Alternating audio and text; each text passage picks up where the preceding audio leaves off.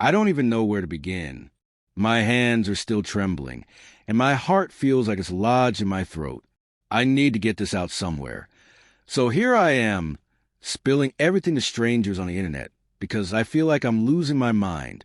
Last night, I went to what I thought was a surprise party celebrating a friend's promotion.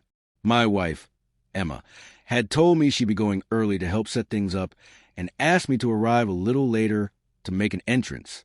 It seemed a little odd, but she's always loved dramatic surprises, so I didn't question it. When I got there, the house was alive with energy, music playing, drinks flowing, laughter filling the air. But something felt off. Emma wasn't by the bar, nor was she chatting with people like she normally would.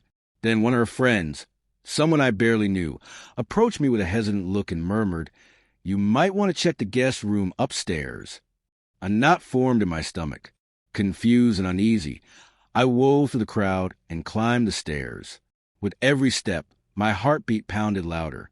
When I finally reached the door and pushed it open, I saw her, Emma, with another man. They sprang apart as if they'd been caught in a fire, faces drained of color. I stood frozen, my mind going completely blank, my breath stolen from my lungs. I didn't yell. I didn't scream.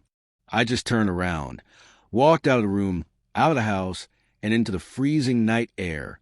Emma came home later that night, but I couldn't even bring myself to look at her. She tried to speak, but I shut her down before she could even start.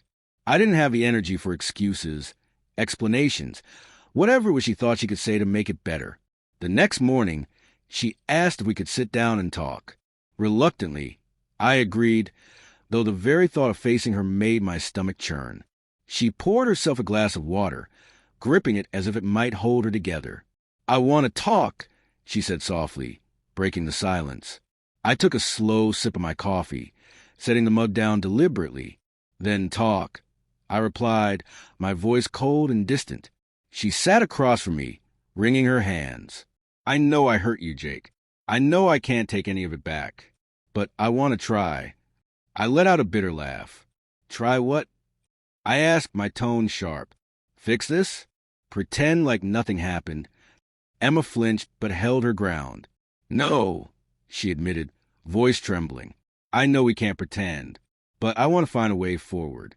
Together." I shook my head. "There is no together anymore, Emma." Tears welled up in her eyes. But I didn't care. I was done feeling sorry for her. Hell, I was done feeling sorry for myself. "I made a mistake," she whispered. "A terrible mistake. But I still love you, Jake. I never stopped loving you." Her words hit me like a punch to the gut. I wanted to believe her. I really did. But how could I? How could I trust anything she said after this? "Love." I scoffed. "You call this love? Lying to me?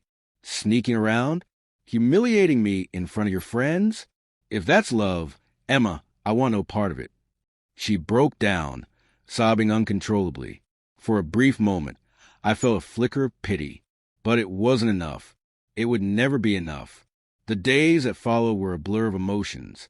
I wrestled with my feelings, torn between the love I once had for her and the betrayal I could never forgive. In the end, though, the choice was clear. One morning, I sat her down at the kitchen table, the same table where we'd shared so many meals, so many conversations, so many moments that now felt like a lie. "I can't do this," I said, my voice firm, final. "I can't pretend everything is okay. I can't trust you. And without trust, there's nothing left." Emma nodded, tears streaming down her face. "I understand," she whispered. "I'm sorry, Jake, for everything." I gave her a small, sad smile. "So am I." And just like that, it was over. The divorce was quick and quiet. No screaming matches. No bitter fights over who got what. She moved out. I stayed in the house, though it no longer felt like home. In the months that followed, I focused on rebuilding my life, one day at a time. Some days were easier than others. Some days, I even caught myself laughing again. But the nights were still hard. The memories still lurked in the shadows, waiting to remind me of everything I had lost. I don't know if I'll ever fully move on, but I'm trying, Maybe that's enough for now. As for Emma, I have no idea where she is or what she's doing. And honestly, I don't care. She made her choice, and I made mine. Life goes on, and so will I.